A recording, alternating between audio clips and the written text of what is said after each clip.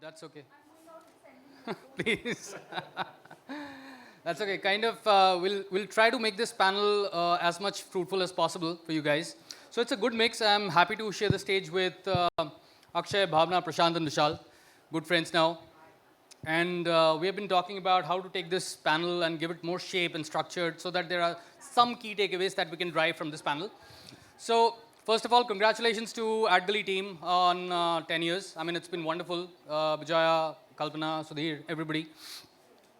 And now, I would say we were talking in the lounge about communities and the essence of it, how it has shaped up, and lots to do with, oh my God, my picture is like huge. I mean, thank you. All right. So, we found out a thing about ourselves that we have some basic roots in Calcutta. And when we spoke about Calcutta, we thought that yes, there are certain aspects of communities that has taken shape from the city itself. It's a wonderful city. It's got a vibe to itself. And I would ask everybody in a span of, say, about 1 minute to introduce themselves in terms of what they do and the companies, and also their roots about Calcutta. To introduce myself, yes, I'm a Bengali and I've had spent considerable time in Calcutta, although I've been born and brought up in Delhi.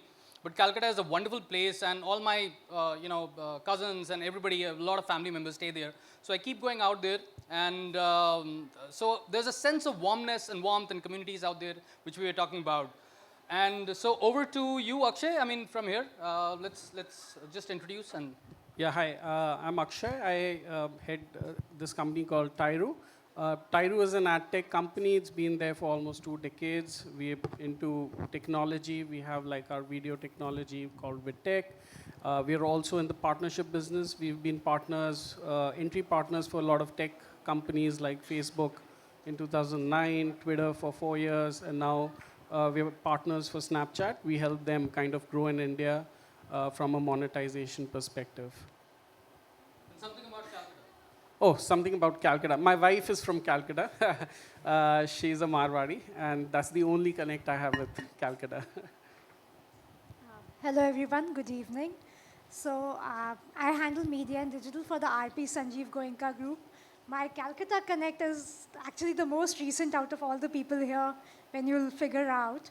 I've just joined the company 2 months ago, and the company is based out of Calcutta, though as an organization it's responsible for electricity in the city.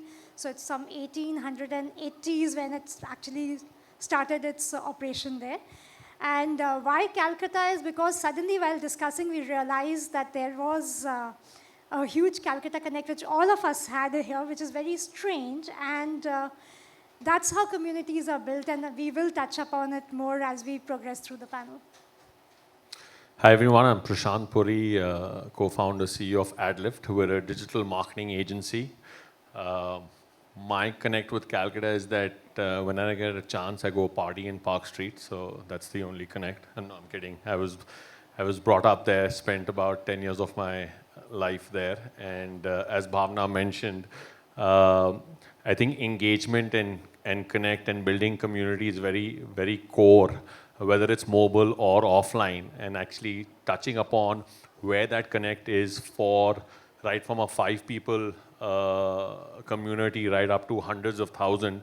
It's actually figuring out what that engagement metric is that builds the community together and then takes the brand up. So yeah, we'll talk more about that.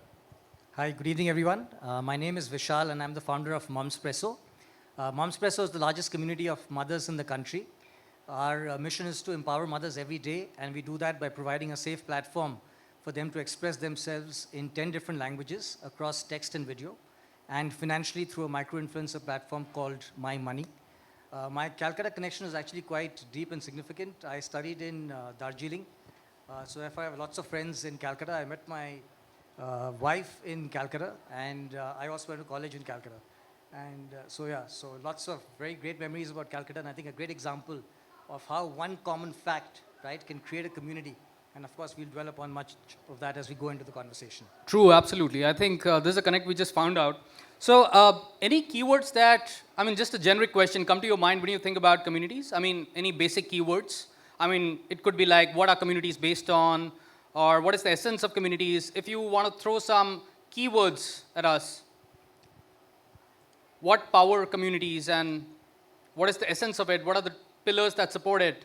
What is essential to build communities? Please do. Cause. Fantastic. That. Trust. Fantastic. Any other? That's all relevant. Cause, trust, common interests, various personas, and then I would say authenticity, trust, warmth, and a certain purpose. I mean, these are the things that essentially bind communities, and the whole concept of communities, I believe, in India and outside India also has always been there. But I think it's catching up in terms of various forms of narratives, various forms of communication, various forms of content. So it's catching up gradually, but essentially it's so prevalent and it's so there that sometimes people don't realize the power of it. So communities have a certain strength and power and a network effect that it brings along with itself.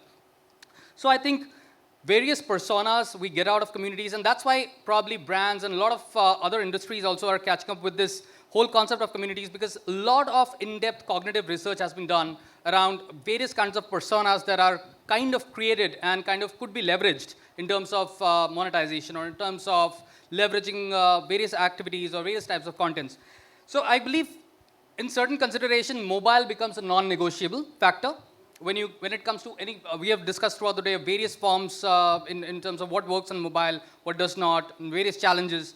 But I believe at the end of the day, today, if we are sitting here, mobile becomes a non-negotiable in terms of spreading out the content and reaching it out to the consumer. So now we'll try to address few things, basic few 3 or 4 questions that we are going to discuss in this panel. And I think it's a compact panel with Momspresso, Adlift, RPG, and Tyru, I think, and myself, Shiroz. So we have also done quite a lot of things in Shiroz around a gender ML model, which kind of blocks males. So it's a women-only safe space. So I would, any women out here can download the app and check it out. That how is it? So now the first question, I'll bring in Akshay out here. So Akshay, what do you think your perspective and your experience is around the importance of narratives in any social media strategy or marketing and social story, and how narratives have actually taken shape in the past, say, 5 to 6 years, in various forms, in various industries, in various verticals? Yeah, so just adding to what you were asking about communities, right? Communities, my take on that is basically essentially group of people with common belief, common interests, and they have certain strong affinity towards certain things. For example, there are public communities which is around art. You may have communities around social, biking, etc. These are public communities, right? People are into gaming, etc. Then there are brand communities that essentially what you're talking about. Brand communities are actually an offtake of those public communities. So say for example, if there is a biking community and Harley kind of thrives on that biking community and builds its own community, its own brand community, right? So those are those brand communities. Now, essentially, to kind of communicate with these brand communities is essential to drive a narrative. Very, very important. And what the narrative should be is that you need to be more authentic to those users, right? Or those audiences or that community. That's, I think, a core of driving any communication. And that narrative, I was just seeing in the last panel, we were talking, mobile is very transactional, we need to build brand, etc. I think it kind of, my thing is kind of goes, a further bit away from that discussion. Was very rightly said, what you kind of talk to that community is very essential. You need to be like very authentic. You need to talk to real communities. That is very essential. I have like, a short video to kind of talk about. Like Harley in India in Diwali time very recently, OnePlus reached out to all the users or all the community, Indian diaspora outside of India, right? And the main thing what these, Indians who are abroad or NRIs, during Diwali, they kind of miss India, right? And they feel that, what if they were in India, how it would have been celebrated and been closer to their families, etc. So kind of OnePlus worked on that community and made a campaign on Snap. I have a short film on, just to show how brands use and communicate the right narrative to the right community. Can we cue in the video, please?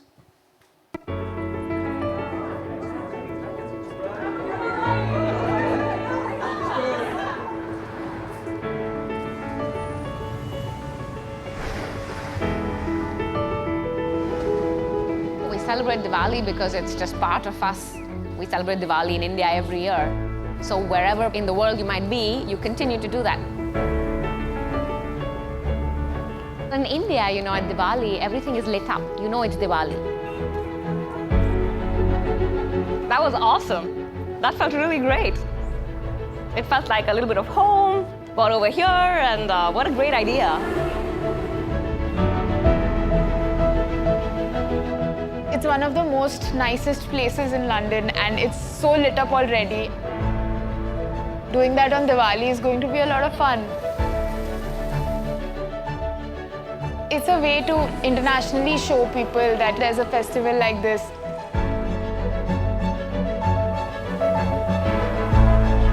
Snapchat Lens has really done good. It's amazing. It makes me feel at home in Paris. What better way than lighting up the entire Eiffel Tower for Diwali? I can't ask for more.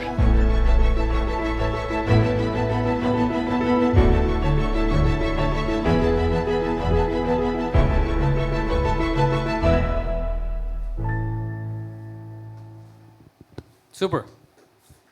So basically, essentially, what you were saying was the narrative is really important. What you communicate to these communities is very important. Being warm is very important. If you're very transactional and say, buy the phone, it has the best processor, it has the best camera, that doesn't work.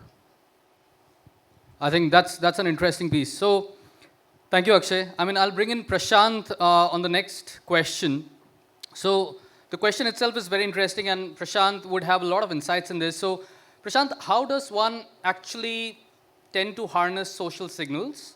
And has it got influence on our daily choices? And if yes, then how have you seen this shape up in the past few years in terms of? Yeah, so, social signals are today pretty much part and parcel of our everyday being.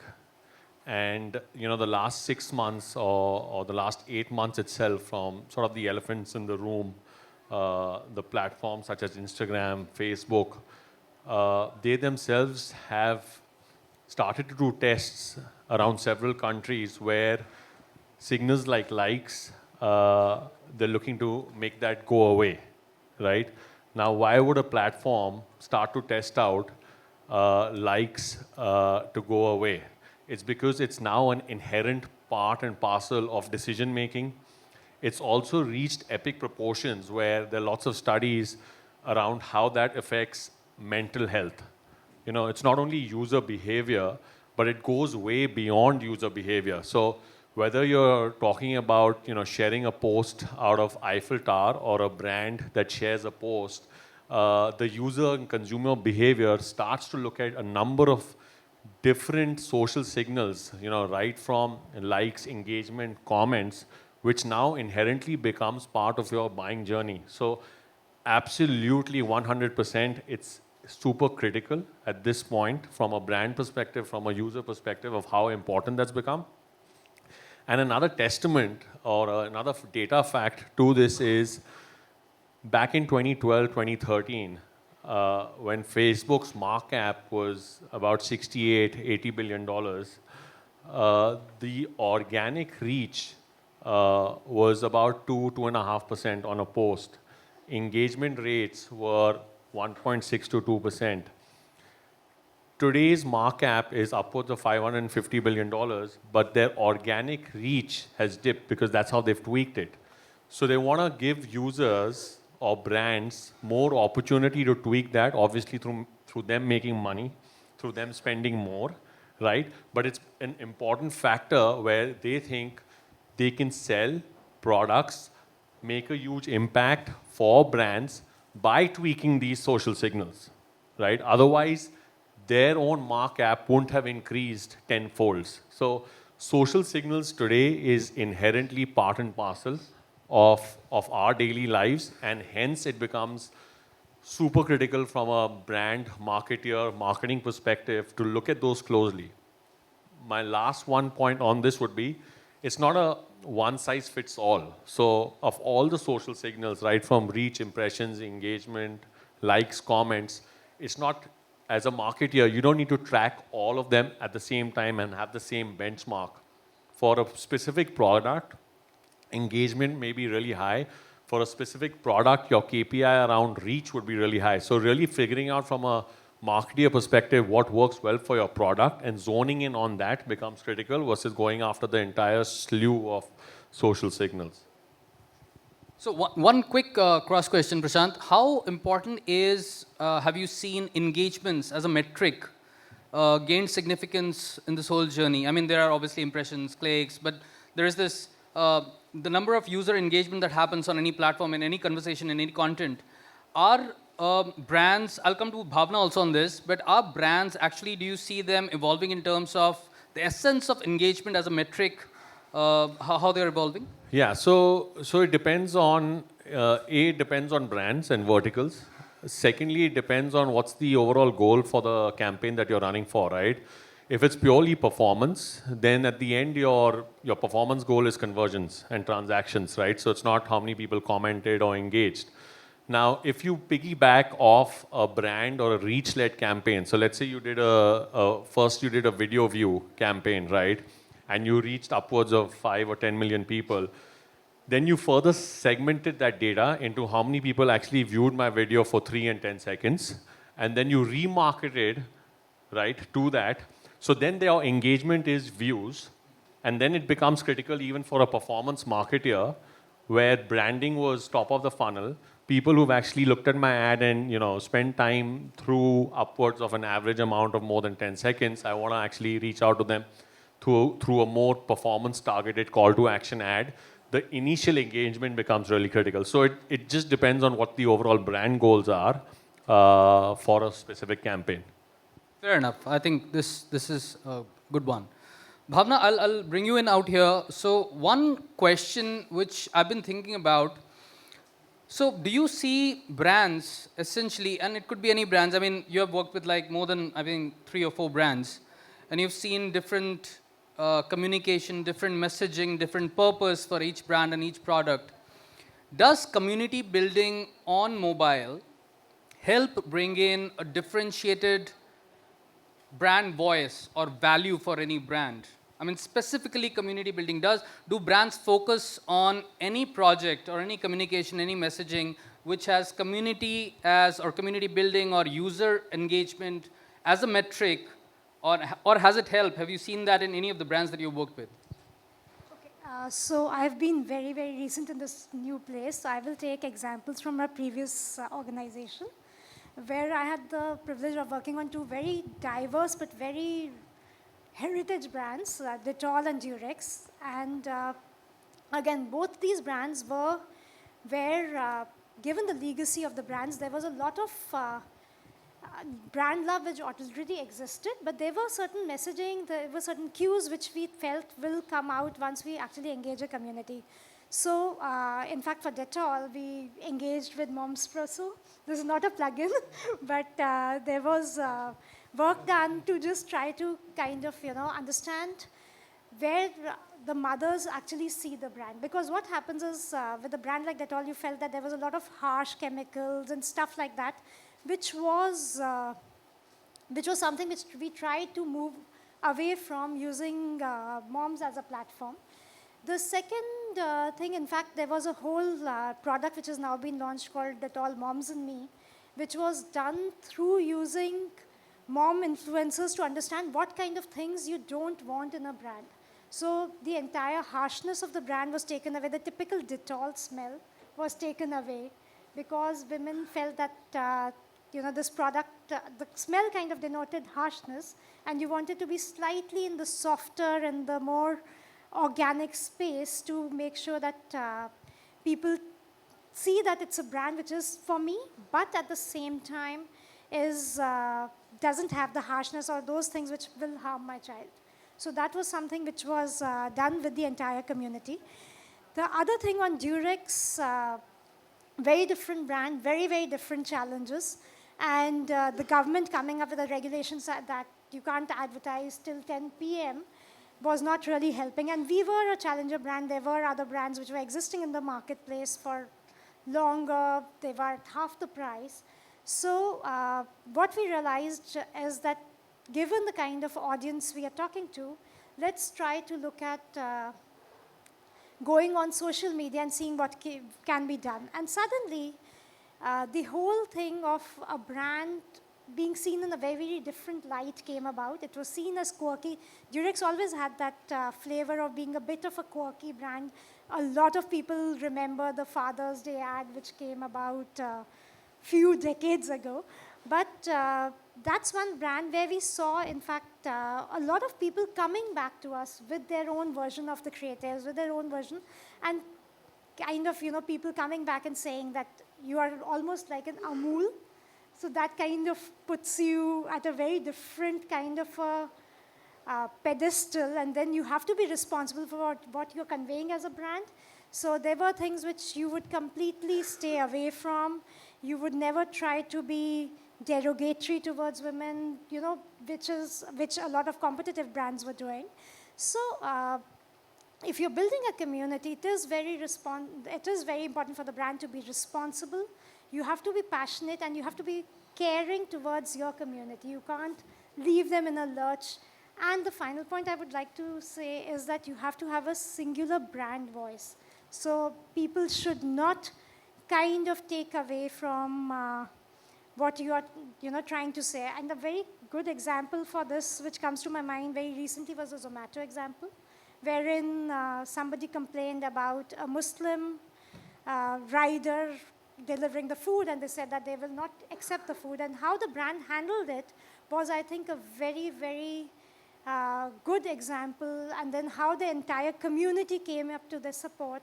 Or, again, the other one in Zomato was the whole thing of a person eating the food, and how the community handled the whole thing, where people said, okay, let's donate one more meal box for the rider, was, I think, somewhere where brands have done a brilliant job of handling communities.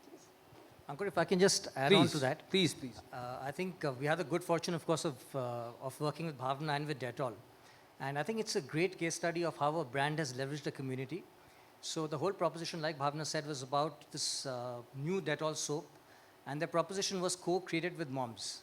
And to their credit, rather than just doing lip service to it, they went the whole hog with it. And the starting point of the entire process was actually doing the ingredient testing with a set of mothers, from the platform. So right from the market research, proposition testing, ingredient testing, communication testing, to actually launching it with micro-influencers, right? And nano-influencers who are actually everyday moms. So there was an unboxing that was done with the mega influencers, but there was the whole amplification of the campaign that was done by the nano-influencers or the micro-influencers, everyday moms, right? And I think that, again, delivered a huge level of authenticity to the entire communication about this whole new brand that was co-created with moms. This is wonderful. So I also wanted to ask that this question is to both Bhavna and Vishal. One of the key aspects of doing any activity related to communities would be generating insights, or even if you don't want, you get a lot of insights in terms of personas, in terms of user behavior. Was there any kind of insights that you got from doing this campaign for Dettol, or specifically Durex as well? If you want to share anything. Was that a part of the plan, or? No, so it was the part of the plan was to get mommy influencers on board. What came out of it was something which was not something which was like written before we started. So it wasn't a testing of a hypothesis. It was actually going with an open mind to see what are the kind of things which people are willing to give up. And actually, a lot of chemicals, we've internally, even within our R&D departments, checked whether each chemical which is inside a bottle of Dettol or in the soap is required or not. So that was a starting point. And then, of course, getting the Mom Espresso community on board to validate it was one point. But again, there were things which were about how mommies see it, which is very different from our perspective. So that was something which wasn't script-written, and Vishal can add to it. So I'll give you an example from Dettol only, but a different example, right? And the example was basically, what is the connection between Dettol and, 3D films, that moms are taking their children to. And, generally when you think of it, maybe people are able to make the connect, but for the vast majority, they're not able to make the connect. But the connect is that every time a mom is taking a child to a 3D film, she will actually carry a sanitizer so that those glasses can be wiped by her, right? And those are the kind of insights that you get when you're speaking to the community, as opposed to basically a set of respondents who are professional researchers, So the same houses in east of Kailash, when I was a brand manager where research happened, it's happening in the same places. So what you really want is a live panel, is real people, whom you can get real insights, and then leverage of those insights. Correct. Like on Sheroes, we have something called Super Sheroes, which are actually the micro influencers that we talk about. So great, awesome. Vishal, coming back to you, what's your take on communities as a term? Number one, a quick one on that. Plus, on mobile, on social and mobile, what do you would see as top, say, 2 challenges or 3 challenges that we are facing? And I'm sure we are facing those challenges. It could be an ecosystem challenge, it could be a user challenge, it could be driving, because growth would essentially mean different things to different industries. Sure. So in our case, growth is essentially the number of organic users, the number of app downloads, essentially. So what do you think is the biggest core challenges? Because challenges are one thing we all should talk about. So anything on that? Sure. So I think community just 2 words actually is common interest, right? Anywhere where there's common interest is potentially, a community. In terms of the challenges, I'll actually, list out 4 challenges and very quickly. I think the first 2, the challenges to growing a community, right? And I think the first challenge to growing a community is the fact that actually it's all about retention. It's not about acquisition, right? Retention is the key to growing a community. And that requires a huge amount of hard work in ensuring that one is able to build the product so that users go through a flow where they're adding value to the community, they're deriving value from the community, and with each subsequent interaction, that value is only getting enhanced for themselves and for the community. Now, just to give you an example of that, we have these creators coming onto Mumspresso and creating, for example, blogs, right? Now, the idea is for me to retain this blogger over a period of time by giving her multiple formats, such as maybe a shorter format called 100-word stories, video formats, and so on and so forth, so that I keep her interested by giving her the ability to create a huge number of followers so that there is value that is getting created and she remains interested and I'm able to retain her on our platform. So that's the first one. The second key challenge is in just ensuring that the people in the community, that it's not a ghost community. When you're growing a community, I think that very often people want to grow the community very, very quickly, and at the cost of actually compromising the authenticity and credibility, which is the core to the entire community, right? And therefore, I think that these vanity numbers, which is the number of people in the community, are actually very easy and look very great to basically, tom-tom, but in very many ways, they can actually kill the community, right? And the third challenge is really in terms of, when people are talking about languages, right? We all know languages is a huge opportunity for everybody, right? But I think that the most important thing is when you're looking at communities and languages, you need to have a set of people who are thinking in that language to drive that community. You can't be a bunch of people thinking in English to drive a community in Bengali, right? That just won't basically fly. And the last thing, I think it's kind of covered in the third point, is basically the fact that I think it is all about authenticity and credibility. And therefore, while there is a balance between seeding content to begin, in the end, it has to be organic content that will lead or drive growth. And therefore, I think there's a huge amount of product interventions that will enable that growth to come, which takes time and which I think is the biggest challenge. So it's about having that mindset to invest in getting those organic loops working and driving them faster and faster. That's a great answer. I think what I would say that trust as a unique currency, if it can be built, because every business now, we spoke about brand safety and privacy. There are a lot of things going around this topic. So I think trust as a unique currency, if you can build and work towards it in all verticals and all industries, and it takes a time, obviously. So retention, I completely agree, because retention has been one of the top challenges that we have seen in this case in terms of growth. And trust, building trust, it takes time. So now, lastly, I also want to add as a challenge is figuring out platform. So now we're in a world where we've got social media playing a huge huge role. There are like 5-7 players now. Rewind about 7-8 years ago, there was just the big G, right? So figuring out which platform actually works out well for you, with what Vishal mentioned in terms of vernacular or language, is also a challenge to figure out. And I think that's a test and grow model. So there are times where Instagram might work better versus Facebook versus Snapchat versus Twitter, or LinkedIn, and going after all at the same time without actually figuring out what the TG is, what the demographic is, male versus female, tier 2 versus tier 3, all of that needs to be thrown into the mix in figuring out how to build that. So that challenge needs to be overcome before getting started. Totally. What platform works has been a challenge, I would say, since a while now. I'll kind of bring I'm in. sorry, Please, I'll just please, add please. one more point You're to talking about it. challenges. So. Challenges is the content you want to put. Because, again, taking a cue from what Prashant is saying, what might work on an Insta would be very different from a LinkedIn. But at the same time, also what brands want to put on upfront. Everybody will have a Diwali post. Everybody will have a Ganesh Puja post. And whether or not it makes sense or not, nobody's seeing it. Because the agency has been mandated to do X number of posts per week, per month, whatever the matrix is.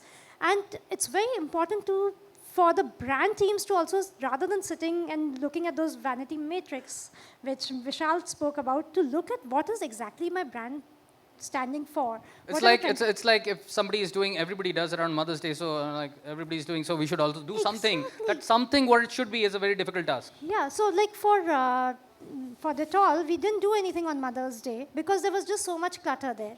And I think what Akshay just shared on Snapchat and the whole thing of Diwali is very different from happy Diwali greetings which keep on floating around. There's at least a user engagement which is kind of built into the whole thing than just seeing a post with some True. patakas bursting around, and that doesn't really do anything for the brand. Akshay, you've got any challenge? I mean, since everybody... I think everyone's mentioned those. There's no challenge. I mean, anybody from the audience, any challenges you see in growth? I mean, anything from the platform perspective, anything from the publisher perspective, brand perspective? So one of the challenges I see is repurposing content. So once you have a content and ideally, we don't know what to do with that content. So for example, you made some content for a specific social channel. So how do you keep on repurposing that in various channels? So few of the agencies are doing it and doing it well. But I think this has tremendous scope of evolving in terms of how do you keep repurposing the same content or tweak it according to certain channels that that audience consumes. So I'll bring back Akshay out here. So Akshay, this is one of my favorite questions since community building. How do you think that? How do I put it? So can we see community building as a profitable business model, or does it have the potential to shape up as a profitable business model or business models? Yeah, so, broadly speaking, it depends what the brand wants to do, right? In the long run, you want to build up, community of your own, and it can definitely become like a different profitable source. For example, take the Royal Enfield example, right? They have like a, huge community of bikers, right? And like what Vishal was mentioning, that you need to keep them engaged, right? It's not just having X number of bikers. Like Harley Davidson, I was reading somewhere, has about 1.5 million biker community that they have, but they keep them engaged all the time. The retention, they do a lot of biking clubs. They take them for biking rides, etc.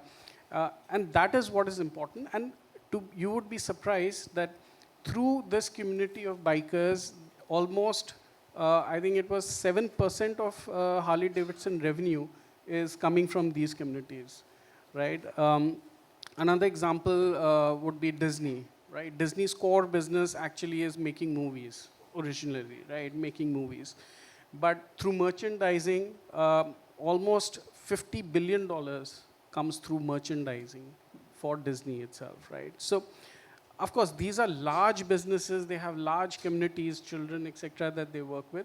But individually, they can become a profitable line. say for example, Patanjali, right? The yoga, it started as, they went after the yoga community, people who are health conscious, Indians, etc. Build on that community and had products that they made for them, etc. And it became a profitable line. So building communities, of course, not every brand has to do it, but of course, if there are interests, affinity, etc. towards your brand, it definitely can become a profitable line. Awesome, awesome. I have a question, can I ask? Please do. Okay, so if there was no social media in this era, how would you build a community? How would any brand or agency or anybody will build a community? Because largely, Yeah. Harley Davidson that you just mentioned, or any, you take a cycle brand or a Exactly. bike brand, they're building community, Nike per se, so they have community around running. Yeah. If there was no Facebook or social media, Yeah. how You'll- would the brands build You'll community? be surprised that Harley Davidson, which has a community called HOG, Harley Owners Group, is 1903. It was established. Harley was established in 1903, but in 1920s, this community they started building. Right? There was no social media. There was no telephones also. No cell phones, etc. At that time. Communities have always existed, right?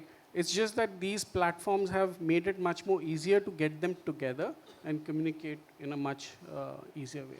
So to add to this, traditionally, you needed, the Bose or the Harman Kardons, like you had like music lovers, right, who loved their music and they were, specific to certain systems. So you needed that kind of monies to build communities around your brand, whether it was a Sony, where I remember my dad, when he got his TV, it was a Sony, it was the proudest moment. Now he's part of the Sony elite club, right?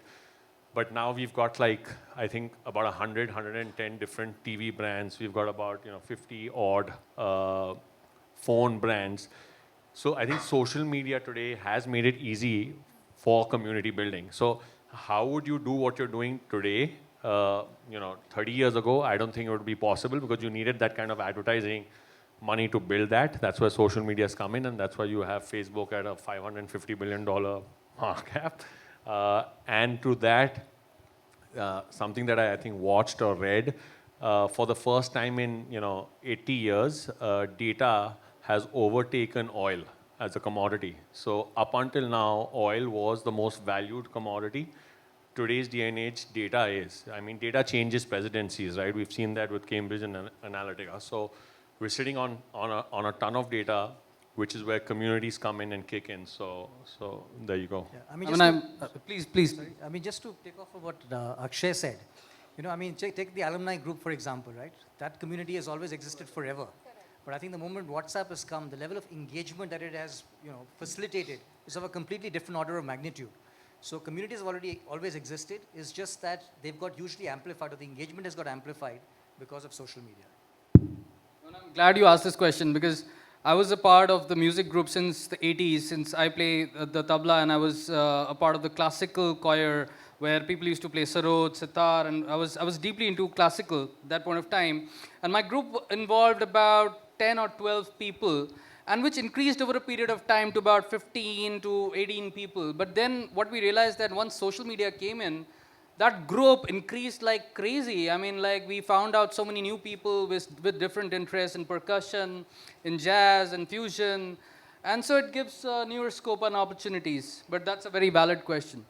So please feel free, to ask questions in the middle as well. We just have 1 minute and 8 7. Fantastic. So brings me down to Seconds one left. last question.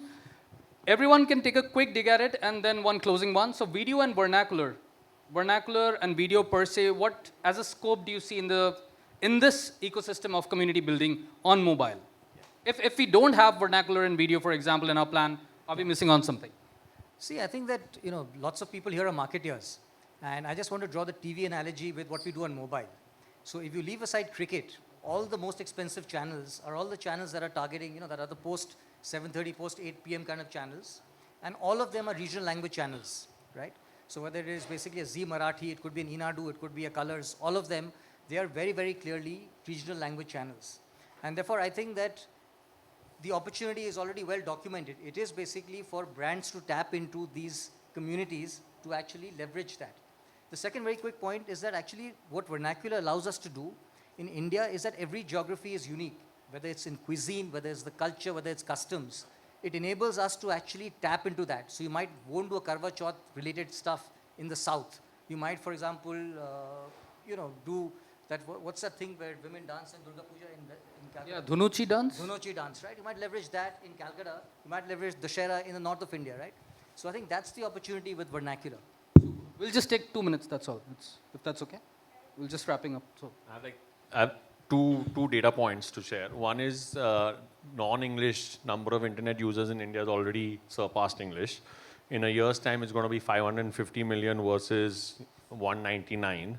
Growth rate on non-English is about 110%, English is 13. So if non-English isn't part of your marketing mix, unless you're selling something that is not meant for non-English users, you're definitely missing out. Totally agree. Bhavna? Completely agree to the point that if you're not on vernacular, you're missing out on something. And it's high time that we as marketers come out of our glass cabins and see the real world out there. And that's really where the numbers are, even what Prashant is saying. I would just like to add another third V to the whole thing, which is voice, which is now coming up. It's not something which is taken up as much as people would want to, but increasingly that is somewhere where, given the literacy rates in India, where things will be again moving in. So again, how you're engaging the consumers with voice is something which is very important. Agree. Akshay? Yeah, I think vernacular, of course, hands down, is pretty important for building communities because each community or or region in India, they have different needs, right? For example, I'll give you another example, bharatmatrimony.com, right? When they came up, it was like just bharatmatrimony.com for everyone. But they quickly realized that every community has its own needs, and they created a Telugu matrimony, they created like separate matrimony sites, and they catered to those individual communities, right? So very essential because they very quickly realized that one thing doesn't work for all. So vernacular, I am a believer on that. Awesome. And we at Cheeros have already, taken up 5 languages. So we are there on Vernacular in the past 5 months, like Tamil, Telugu, Marathi, Bengali. So I think this is the way we are connecting with Tier 1 and Tier 2 and all the states of India. So I think this has been a wonderful discussion. Anybody has any questions, feel free to catch up with us outside offline. And to sum it up, I think this is a great time to do this and focus on communities, because a lot has been going on since communities, since long, but now is the focus since social has brought in the form of a catalyst. It's the time that we all together join hands and kind of drive more engagement out of that. So thank you so much. Thank you so much, Akshay, Bhavna, Prashant, Vishal, and thank you so much, AdGully, Vijaya and team, everybody. It's been wonderful. Thank you, Preeti. Thank you for a great panel.